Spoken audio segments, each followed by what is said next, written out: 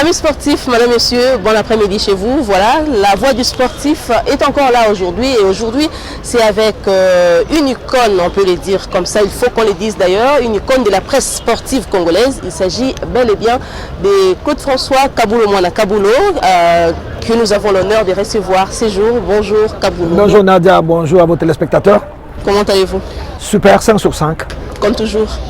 Pas comme toujours, ben, ça dépend de période. Hein. Il y a des moments où la malaria t'attaque un peu, bon, où tu perds la voix, tout, mais dans l'ensemble ça va. Très bien. Alors on va commencer par notre première question, notre question primordiale en fait. La question c'est qui est Claude François Kaboulo Mwana Kaboulo? Dans cette émission, on vous laisse toujours les choix de vous présenter vous-même et en long et à large. Bon écoutez, moi, Kaboulo, je suis le fils de Kaboulo Évariste, de Maloba Marthe, qui sont décédés. Et voilà, je suis dans une famille de 11 enfants, je suis le 8e enfant. Voilà, moi-même je suis marié à Madame Véronique Bongo. J'ai 3 garçons et 3 filles. Et voilà, et puis j'ai d'autres casquettes sur le plan professionnel. J'embrasse tellement de choses, hein. Les problèmes, c'est ça. Ça nous concerne. Je suis au comité olympique congolais. Je suis le trésorier général adjoint. Maintenant, je suis nommé chef de mission pour les Jeux de la jeunesse. Ça sera en Égypte avant la fin de cette année. Je suis chef de mission pour les Jeux africains qui vont se dérouler à Accra au Ghana en 2023. Et enfin, l'apothéose, c'est les Jeux de Paris en 2024. Et on est sur ces créneaux-là. Bon, je gère un peu l'association de journalistes sportifs de la RDC à ma qualité de secrétaire national. Bon, le reste c'est connu, je suis correspondant à RFI, je suis commentateur à gauche à droite dans les grands événements du monde un peu. Voilà en gros, en résumé, la petite fiche que je peux vous présenter. Comment êtes-vous arrivé à ce niveau aujourd'hui, Kaboulo Mwana Kaboulo, les journalistes sportifs des renom? Par où êtes-vous passé? Où avez-vous commencé? Racontez-nous un peu l'histoire, comment ça s'est passé jusqu'à arriver ces jours. En fait, moi, je devais être médecin dans ma vie. J'étais au collège, la vocation c'était ça. Je termine la section littéraire, j'arrive ici à Kinshasa pour commencer à l'université de Kinshasa la médecine. Malheureusement, je suis victime de l'époque, c'est l'histoire. À l'époque du maréchal Mobutu, il y avait des problèmes de quotas. Moi, je suis du Katanga, j'étais parmi les victimes. Les quotas étaient très très réduits parce qu'il y avait trop de Katangais qui étudiaient, etc., etc. Il fallait un équilibrage. Ça, c'était la décision du gouvernement à l'époque. Bon, je n'ai pas eu la chance de faire la médecine. Comme au campus, il n'y avait pas suffisamment de place. On m'envoie en économie, en physique. J'ai dit non, je ne peux pas, je n'aime pas la physique. On m'envoie en chimie, j'ai dit non, je ne peux pas, je n'ai pas cette vocation. Mais il n'y avait plus de place. On m'a dit, monsieur, vous faites l'économie ou vous quittez les campus. Je n'avais pas de choix, j'habitais Lemba, juste à côté. J'ai dit non, je fais l'économie. Je fais l'économie une année, mais c'est après, quand il y a eu concours à l'ISTI. Actuel et facile. Ouais, le journalisme et tout ça, je me suis présenté. Je me rappelle, on était 1500 pour 21 places, parce que dans le temps, on commençait à 21. C'était pas 22, c'était pas 23, non. J'ai eu la chance d'être retenu parmi les 21 étudiants. Et c'était ça. Et j'ai commencé. Les 3 premières années, donc le graduat, je n'ai pas voulu venir ici à la RTNC. Mes amis avec qui j'étais, ils étaient pressés. Non, j'ai dit non. Comme je vais faire le journalisme, je préfère commencer par la presse écrite. Et j'ai fait la presse écrite pour me spécialiser. J'écrivais au journal qui paraissait à Kinshasa. C'était un journal Massano International. Vous savez, avec les systèmes du maréchal Mobutu, il n'y avait pas beaucoup de journaux. Les journaux étaient gérés par les partis. Mais il y avait un seul grand journal hebdomadaire de sport. J'étais là-bas. J'étais stagiaire, je fais les stages et j'ai terminé. C'est seulement après, quand je suis allé en licence pour compléter ma formation, je suis arrivé ici. Je dis ici parce que je suis à l'esplanade de la Voix du Zaïre, RTNC. Et c'est comme ça. Mais j'étais à la rubrique politique. J'ai commencé à travailler. Mais alors le directeur général Malembe, à un moment donné, il a demandé au DG de l'époque de nous envoyer à la télé pour compléter la formation. Alors c'est le transit là, entre la radio et la télé. Quand je suis arrivé, il n'y avait presque personne. Il y avait un seul journaliste, Basunga, le vieux Basunga, Kabala Mwanambouye était au ministère. Alors, lui, il a demandé s'il y avait un sportif parmi nous. On était 4 stagiaires. Il y avait 3 Congolais et il y avait un Centrafricain. Ça, c'est une parenthèse, parce que dans le temps, l'ICA, c'était un institut que Mobutu avait créé pour les Africains. Alors, il y avait beaucoup d'Africains qui ont étudié ici chez nous. Alors, on était seulement à 3. Il y a un ami là, Koudoura Kassongo, si vous connaissez, il a dit non, Kaboulo c'est un sportif, effectivement, parce que là, moi je suis sportif né. Il dit, un sportif, c'est comme ça que j'ai été viré au sport. Et j'ai commencé comme ça, on m'a affecté là-bas, et jusqu'à aujourd'hui. Kaboulo, nous nous sommes renseignés. Oui. Nous avons appris que vous étiez footballeur, athlète. Oui. Vous avez joué au football. Exact. Dans quel club? J'ai joué. À quel âge? J'ai joué depuis mon enfance. Hein. J'étais footballeur parce que moi je suis gaucher, naturel. Donc généralement les gauchers c'est des bons dribbleurs. J'ai eu cette chance de Dieu qui m'a donné ces talents-là. Alors j'ai joué au collège, etc. Alors quand j'étais à l'université en première année, moi j'habitais Lemba. Je jouais dans ce qu'on appelait Imana 2. Parce que dans le temps, Dering avait 2 pépinières. Il y avait Imana de Lemba et il y avait Manaya de Bandalungwa. Alors moi j'ai joué là-bas.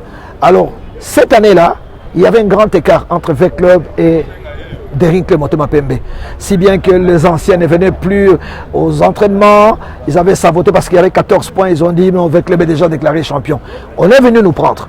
Nous étions des jeunes, à Lemba, en première année de graduat, donc il faut compter peut-être 18 ans, 19 ans, des choses comme ça.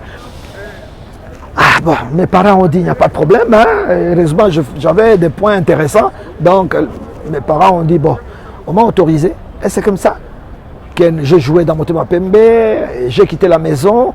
Nous nous habitions non loin de la RTNC d'ailleurs, à côté d'un, 2, 3, c'est là où les sièges. On restait là-bas. Mais j'étais étudiant. Le matin, on me donnait de l'argent pour les taxis. J'allais à l'Isti et je rentrais. L'après-midi, entraînement et puis match de championnat. Et nous avons terminé le championnat donc, dans Dering Club Motema Pembe.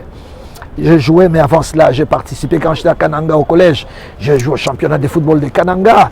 Je suis arrivé ici, j'ai joué au championnat de Kin Kilimani. Vous étiez même surnommé Maradona, on l'a. J'ai eu tellement de sobriquets. Il y a ceux qui m'ont appelé Maradona, il y a ceux qui m'ont appelé quoi encore. Même aujourd'hui, hein, les joueurs, parfois les Kabongo et jeunes, quand ils me voient, les Santos, parfois ils disent Maradona, c'est resté. Parce qu'après, on a créé aussi une équipe de loisirs à la RTNC, bon voilà. Dans le métier, vous avez travaillé avec beaucoup de grands journalistes. Vous avez cité tantôt Kabala Mwanamboui, Basunga, Chimpumpu. Et qu'avez-vous retenu de ces grands journalistes avec lesquels vous avez travaillé? Non, j'ai eu la chance. Je dois avouer, je suis sincère. Vous savez, comme on dit, hein, le diplôme est une présomption de savoir. Tu viens avec ton diplôme, mais sur terrain, tu retrouves les anciens qui ont l'expérience du terrain, qui n'ont peut-être pas fait l'université, mais qui ont la matière. Et c'était comme ça. J'ai eu la chance de côtoyer ces hautes personnalités dans les mondes de sport qui m'ont appris la rigueur, la discipline, l'abnégation et la personnalité. Ils m'ont dit, il ne faut pas être à la merci des dirigeants. C'est la politique que j'applique jusqu'aujourd'hui. Il ne faut pas être, les dirigeants ne sont pas nos ennemis, mais les journalistes, les dirigeants sont nos partenaires, sont des collaborateurs. Ça, j'ai retenu de mes grands frères qui m'ont appris à faire le journalisme. Vous savez, je n'étais pas pressé aussi. J'ai facilité la tâche aussi aux grands frères parce que j'ai écouté. C'était important d'écouter. Il est toujours important d'écouter les vieux, les anciens. Hein, vous savez, même au village, là, nos ancêtres, ils disent ça. Ils observent quel est l'enfant qui est plus discipliné et c'est à lui qu'on livre les secrets. C'est un peu, j'ai eu cette chance-là. Il m'a envoyé Anjili là-bas. Kaboulo, tu vas couvrir Anjili. Allez, sous le soleil, pas, tu te tapes là. Tu te démerdes, taxibus, tu arrives là-bas. Kaboulo, tu vas à Bazangougou. Kaboulo, tu vas ceci. C'est comme, je ne touchais même pas au football. Hein. Ben, c'était sacré à l'époque du maréchal. Là, non. Les foot, c'était une mine d'or, les léopards, les mazembe, les V-Club, tout ça. J'ai dit non, les vieux sont là-bas, moi je n'y vais pas. C'est comme ça que j'ai fait l'automobile. On m'a affecté à l'automobile. J'ai fait les sports équestres. J'ai été affecté là-bas. C'était ça mes premières affectations. Il y avait le parachutisme dans le temps. Ici à Kinshasa, il y avait un championnat. Je suis allé modestement. J'étais très modeste. Et j'étais à l'écoute des vieux. Et ils m'ont adopté grâce à ces comportements-là. Et ça m'a beaucoup aidé. À la longue, ils me disaient toujours, Kaboul, attention, dans quelques années, nous ne serons pas là. C'est toi qui vas assurer la relève. Donc, parfois je m'énervais. Tu vois, la jeunesse, tout ça, quand les vieux t'engueulent en public, tu te fâches un peu, mais les soirs, ils t'appellent. Ils te disent, fais gaffe. On t'a engueulé, ce n'est pas pour te ridiculiser, c'est pour te former.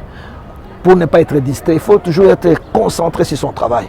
Ne suivez pas le public qui vous distrait là, tout ça. Il faut être concentré sur le travail et c'est ce que je fais. Si je me trompe, corrigez-moi, mais c'est depuis l'entrée de l'AFDL, 1997, que vous êtes à la tête de la direction du sport de la RTNC. C'est bien ça? Bon, écoutez, quand l'AFDL est arrivé, ils sont arrivés, j'étais chef de service, je crois. Hein. À l'époque, ils nous avaient convoqués. Ils ont convoqué les directeurs, ils ont estimé que les directeurs faisaient partie du système ancien et qu'il fallait les nettoyer. Nous tous on était surpris, ils ont dit directeur, sous-directeur, suspendu. Ah, c'était les rebelles qui arrivaient, tout le monde avait peur. Il dit à partir d'aujourd'hui, c'est les chefs de service qui deviennent des coordonnateurs. On nous appelait des coordonnateurs. J'ai commencé comme ça, coordonnateur. Petit à petit, j'ai géré avec le temps. Et après, la situation s'est stabilisée quand même. Il y a quelques anciens qui sont revenus et après on a cheminé, on a évolué, il y avait des problèmes de retraite, des choses comme ça. Et après, c'est le DG Louboya, tu n'as pas connu? Louboya Envidier, c'est lui qui avait, quand il fallait boucher les trous, il m'a appelé, il dit, Monsieur Kabulo, tu es directeur. J'ai dit, moi, directeur, c'est très tôt. Il dit, non, on a décidé comme ça, on a vu vos fiches. C'est dommage, maintenant peut-être les fiches ne sont pas bien tenues. Hein. Dans le temps, on tenait bien les fiches. Alors on m'a dit, tu es directeur. Et j'ai commencé comme ça. Et voilà, jusqu'à aujourd'hui. Vous avez aussi dirigé des journalistes renommés, bon, je ne sais pas, qu'on a traité des têtus. On peut citer c'est pas facile. Hein? C'était facile pour vous de diriger ces personnes au sein de votre direction, des rebelles comme ça? Oui, non, facile et difficile. Vous savez, bon, comme je vous ai parlé de la rigueur, moi je suis de cette école-là, de la rigueur et de la discipline. C'est vrai qu'à un moment donné, ils étaient ingérables, mais j'ai tout fait pour qu'ils restent en rang. L'essentiel, c'est ça. Il ne faut pas que les gens quittent les rangs. Hein, ils restent dans les rangs, gentiment. Hein, et j'ai géré, ce n'était pas possible parce qu'à un moment donné, les ambitions viennent. Après, c'est les ambitions qui arrivent. Tu vois, Nadia, c'est ça. Ceux qui sont adjoints aujourd'hui, après ils se disent, ah non, pourquoi pas moi? C'était que ça, bon. Je leur disais toujours, il faut aller lentement. Ça ne sert à rien. Doucement, chacun. Moi, je n'étais rien au départ et après, grâce à ça et ça, à la rigueur, à la discipline, j'ai accédé aux fonctions jusqu'à aujourd'hui. Donc, je les ai gérés à ma manière, mais ce n'était pas facile. C'était pas facile. Après, bon, c'est un peu de coups montés, Kabulo a fait ça et tout, mais avec l'aide de Dieu aussi, ça, il ne faut pas exclure. Moi, je crois que dans ma vie aussi, je suis trop attaché à la prière.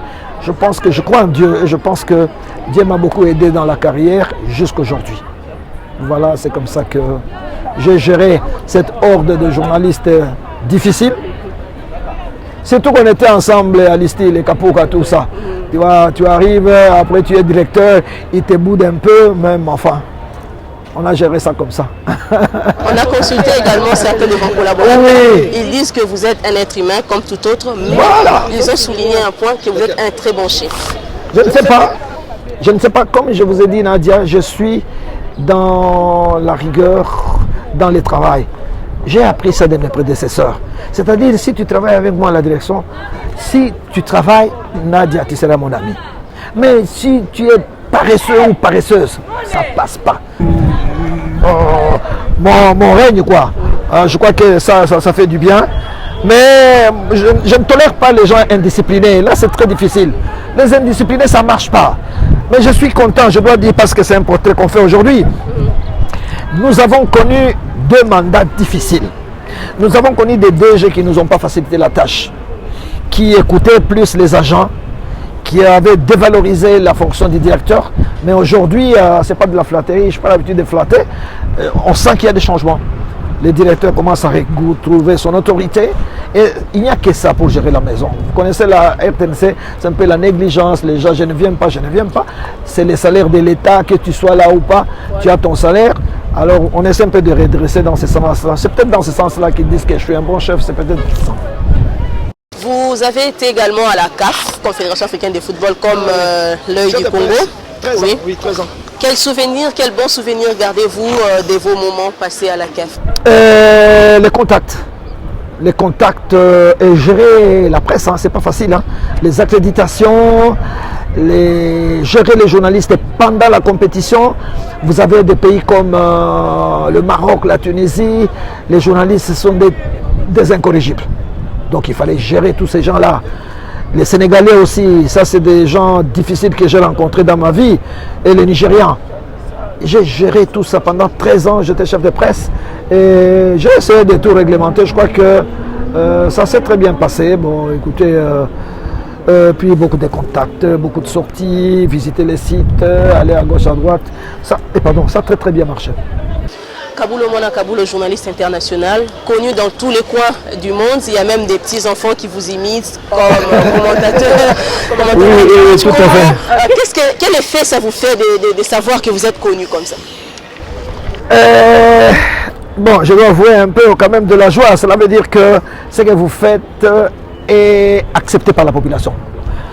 Ce que vous faites a du répondant. Ah, on vous imite un tout petit peu, bon, vous dites, ah, donc, quand même, je serai à quelque chose. C'est aussi une motivation pour travailler davantage.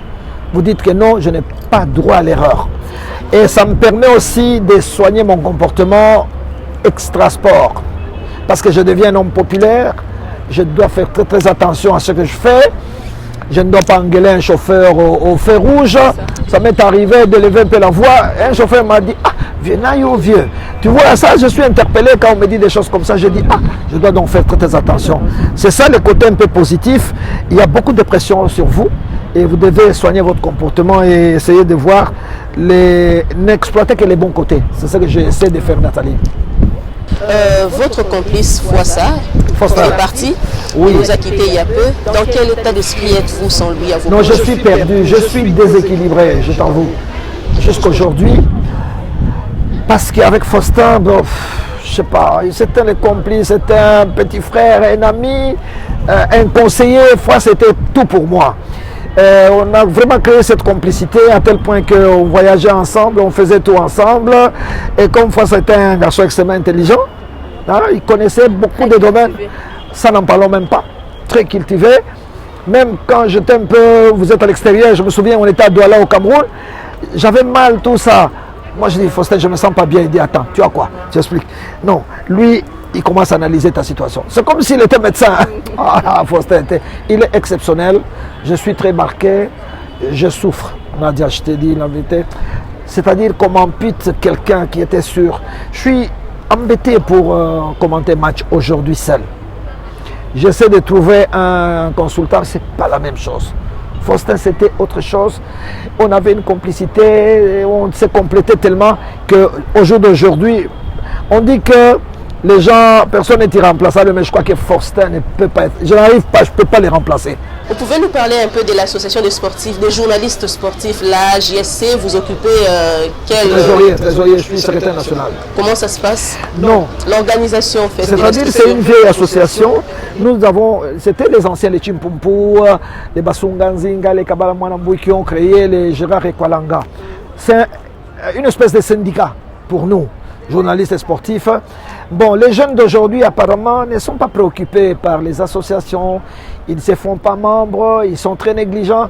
Regardez maintenant, pour obtenir la carte internationale de la presse sportive, je gère ça. Mais c'est difficile. Vous devez crier, vous devez envoyer des communiqués, vous devez. Déjà, moi, ma rédaction là-bas, pour les convaincre, on dirait qu'ils ont. Alors que cette carte, c'est un laisser-aller international. Parce que si vous avez cette carte-là, vous êtes automatiquement enregistré dans les systèmes. Même au niveau des Reporters sans frontières, si vous avez des problèmes et qu'on frappe à l'ordinateur, on regarde l'IPS, votre fiche sort, par exemple, on regarde Niadia. À ce moment-là, les Reporters sans frontières vont vous défendre. Vous entrez dans la catégorie des journalistes internationaux enregistrés. J'essaie d'expliquer ça aux jeunes. Bon, je sais, parce qu'au jour d'aujourd'hui, hein, ce n'est pas de la prétention aussi, je dis, je laisse tomber. Il y a des associations qui ont disparu. Parce que je ne vois pas quelqu'un qui peut tirer la manette, qui peut faire pousser. C'est un problème de vocation. Mais j'insiste beaucoup pour que les gens s'intéressent au mouvement syndical. C'est important. Qu'ils s'intéressent aux associations qui encadrent le professionnel. Il ne faut pas être en dehors. C'est très important. C'est ça que je peux dire. Je sais qu'on a beaucoup de difficultés. Nous avons perdu notre président. Mais j'encourage aussi au niveau de Kinshasa. Il y a Chantal Kayembe qui s'est fait élire présidente provinciale. Mais il faut du punch. Mais il faut des initiatives. Parce que moi, je suis passé par là. J'étais secrétaire provincial à Kinshasa pendant des années. Nous avons créé beaucoup d'initiatives. Nous avons organisé beaucoup de tournois en partenariat avec la Braliba, avec l'Inibra et tout ça. On a créé des trophées annuels, n'est-ce pas? Les journalistes, ils créent. Quand vous regardez la Ligue des Champions que vous adorez aujourd'hui, ça a été créé par les journalistes. Les Tours cyclistes de France, créés par les journalistes. Donc les journalistes peuvent créer beaucoup de choses. Mais il faut qu'ils y croient et qu'ils soient convaincus que... Moi, je n'aime pas les journalistes, mais là d'aventure. Ça veut dire quoi? Il y a des journalistes qui viennent parce qu'ils voient le vieux Kaboulot, tout ça, tout. Ils veulent imiter. Ils n'ont peut-être pas la vocation. C'est là qu'ils tapent à côté. Il faut avoir une vocation. Parce que le métier de journaliste, ce n'est pas un métier pour s'enrichir. Nous sommes comme les prêtres. Vous avez la vocation, vous venez. Si vous n'avez pas, vous n'allez pas réussir dans cette carrière-là. Je crois que c'est l'un des conseils que je puisse prodiguer aux jeunes. Venez si vous aimez les métiers et vous adonnez à 100%. Sinon, vous allez passer à côté. Comment voyez-vous la presse sportive actuelle, la génération actuelle, avec toutes les chaînes de télévision qu'il y a actuellement et qui créent aussi beaucoup de journalistes, s'il faut comparer entre l'ancienne génération et l'actuelle? Non, tu ne peux pas comparer. Il y a un laisser-aller généralisé. Aujourd'hui, les journalistes congolais est aligné derrière les dirigeants. C'est très grave. Vous perdez votre dignité, vous perdrez votre indépendance, vous perdez votre sens de discussion, vous n'êtes pas libre. Regardez la plupart des journalistes. Je prends par exemple la FECOFA. Combien de journalistes peuvent critiquer la FECOFA aujourd'hui? C'est difficile parce que le matin, vous les trouvez là-bas. Ils sont en dessous des arbres. Ils attendent que le président arrive. Celui-là, il pose son problème de l'électricité. L'autre, il pose le problème de la régie des eaux. Celui-là, pour la rentrée scolaire. Le président, il va vous régler ces problèmes. Ne vous en faites pas. Mais il vous achète. Vous êtes sous son emprise? Bien sûr. Et c'est ça la situation dramatique du journaliste sportif congolais et d'une manière générale. Regardez maintenant, les journalistes, ils confondent tout. Ils sont devenus des communicateurs des partis politiques. Ils ont en fait quitté la profession. Ils deviennent des propagandistes, ils deviennent des animateurs. L'essence déontologique n'est pas respectée. C'est le problème que je rencontre aujourd'hui, Nadia, pour ton information. Je suis président du tribunal des pairs au niveau de l'UNPC, c'est-à-dire notre tribunal pour juger les journalistes. Je souffre. C'est chaque jour que j'ai des plaintes, des DG, des ministres, des individualités. Les journalistes, ils sortent du cadre, ils entrent dans la vie privée des gens. C'est pas ça du journalisme. On n'a pas appris ça comme ça à l'école. Les journalistes sont en dehors de la déontologie. C'est pénible. Je ne sais pas, même peut-être nous sommes en train de sanctionner. Nous avons sanctionné, ce n'est pas un secret. Perrault, il est sorti des cadres. Nous l'avons radié. Il y a un autre journaliste, il n'y a pas 2 jours, nous l'avons radié. Tout ça, nous faisons pourquoi? Pour donner des exemples. Un signal fort pour que les journalistes puissent comprendre que non, dans ces métiers, ce n'est pas de l'aventure. Vous venez, il y a des règles qu'il faut respecter. C'est pour ça que je recommande aux journalistes de lire et de garder les codes déontologiques comme la Bible. Les pasteurs, ils progressent pourquoi? Ils ont la Bible à main du matin au soir. Il faut que les journalistes s'approprient ces codes-là. Le document est disponible en ligne. Mais il faut qu'ils lisent. Mais pour le moment, je suis déçu. Les journalistes ne font pas du travail. C'est des journalistes de football. Ils ne regardent pas d'autres disciplines. Il y a des athlètes qui performent dans d'autres disciplines, mais personne ne s'en occupe. Nous sommes allés au jeu de la jeunesse à Alger. C'est la pétanque qui nous ramène la médaille d'or. Qui peut penser à la pétanque? Personne. Nous étions à Brazzaville. C'est le tennis qui nous donne 2 médailles d'or. Ce n'est pas le football, hein? Vous avez les résultats décevants du foot. Donc c'est ça. Il faut que les journalistes cultivent leur esprit d'ouverture. Aller plus loin, faire des recherches, faire des enquêtes. Combien d'enquêtes on fait, même ici à la RTNC? Moi, j'ai tout un service des enquêtes. Il n'y a pas d'enquête. Oui, il faut faire des enquêtes pour faire progresser les choses. Voir la situation de l'athlète, dans quelles conditions il vit, est-ce qu'il s'entraîne, est-ce que les conditions sont réunies. Là, on ne fait pas. Les journalistes congolais, son principal défaut maintenant, il s'est fait inféoder. Il dépend plus des dirigeants. Je comprends qu'il y a des problèmes sociaux, mais il faut faire le choix. Si vous estimez que vous ne pouvez pas tenir, changez de métier. C'est aussi simple. Parce qu'il ne faut pas venir dans ces métiers pour justifier votre problème par dire ah non, moi, vous vivre présenté. Non, vous allez passer à côté et vous discréditer la profession. Le drame de la RDC aujourd'hui, c'est ça. Un court message à cette presse montante qui vous suit. La patience, l'abnégation, la discipline. Je vous ai donné mon exemple. Je suis allé étape par étape. Nadine, je n'ai pas brûlé les étapes. Vous pouvez vérifier sur le plan administratif. J'ai commencé comme simple étudiant, je termine l'ISTI, j'arrive ici, je commence le boulot. J'ai commencé à zéro. Et après, secrétaire de rédaction, la lettre tombe. Oh, ok. J'évolue, mais sous l'encadrement des vieux qui m'ont appris les métiers sur terrain. Je suis venu avec ma licence là, ça ne suffit pas. Nadine, ça ne suffit pas la licence. Tu viens, il y a des réalités du terrain. Il y a les anciens qui vous disent attention, on fait ça, on fait ça. C'est ce que j'ai fait. Ne brûlez pas les étapes, suivez la ligne qui est tracée pour vous. Il faut rester discipliné, surtout sur le plan administratif. Si on vous fait confiance, on vous donnera les secrets. Si vous passez à côté, les vieux ne vous diront pas comment il faut gérer la maison. C'est un peu ça. Et il faut... Les journalistes ont même la chance aujourd'hui à Internet. Nous n'avions pas l'Internet. Nous n'avions que les téléscripteurs. Vous imaginez, c'était la seule source. Et en plus, nous, on a évolué dans une situation de monopartisme. Il n'y avait que les téléscripteurs qui venaient de l'ASAP, qui est l'ACP aujourd'hui. Et puis, il y avait France Presse et Chine Nouvelle. C'était tout à la rédaction. Donc, on se battait pour avoir des informations. Aujourd'hui, vous avez l'Internet. Il suffit de cliquer, vous avez la page. Mais on est plus de cela, mais les gars ne bossent pas. Donc, il faut qu'ils bossent, qu'ils soient persévérants et qu'ils soignent la dignité. C'est très important dans la carrière d'un journaliste. Comme un professeur à l'ISTI, Alain Jalois, il nous disait, mes chers amis, si vous perdez votre dignité, allez au Kivu pour planter les cacahuètes et quitter le journalisme. Voilà. Voilà, c'était vraiment un honneur de vous recevoir ces jours à travers la Voix du Sportif. Vous avez parlé de votre parcours, vous nous avez retracé tout ce que vous avez fait, vous avez prodigué des conseils à la presse montante. C'était vraiment un plaisir de vous recevoir. Merci de nous avoir honorés. Merci. Merci, mes chers téléspectateurs. À tout moment. C'était la Voix du Sportif qui recevait ces jours Claude-François Kaboulo Mwana Kaboulo, journaliste sportif à la RTNC. Il nous a parlé de lui, il nous a retracé son parcours. Merci à vous de l'attention accordée et surtout merci de rester avec nous sur la télévision du développement. Nos numéros sont affichés, vous pouvez nous contacter. Vous êtes sportif, cela vous intéresse, vous voulez parler de vous, venez contacter nous. Vous serez peut-être les prochains à passer à la barre. Merci à vous et à la prochaine.